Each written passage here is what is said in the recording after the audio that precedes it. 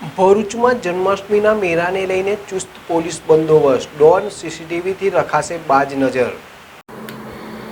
ભરૂચમાં મેઘરાજા અને જન્માષ્ટમીના મેળાને લઈને પોલીસ વિભાગ દ્વારા કાયદો અને વ્યવસ્થાની પરિસ્થિતિ જાળવવા માટે ચુસ્ત બંદોબસ્ત ખડકી દેવામાં આવ્યો છે. આ ઉપરાંત કંટ્રોલ રૂમ પણ શરૂ કરવામાં આવ્યો છે.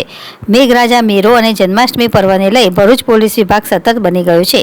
શહેરમાં વધતી ભીડ અને મેળાની ઉજવણીને ધ્યાનમાં રાખી સુરક્ષાની કડક વ્યવસ્થા ગોઠવવામાં આવી છે.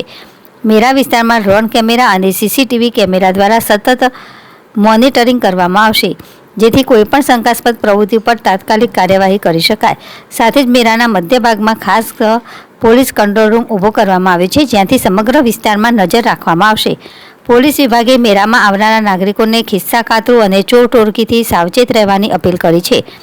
ભીડભાડમાં વ્યક્તિગત સામાન, મોબાઈલ અને નાણાંની ખાસ કાળજી રાખવા અનુરોધ કર્યો છે.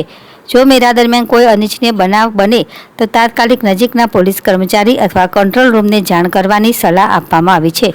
સુરક્ષા માટે તૈનાત પોલીસ દળ ટેકનોલોજીનો ઉપયોગ અને નાગરિકોની સતર્કતા મેળાને નિરાંતે અને સુરક્ષિત રીતે ઉજવવામાં મદદરૂપ બનશે.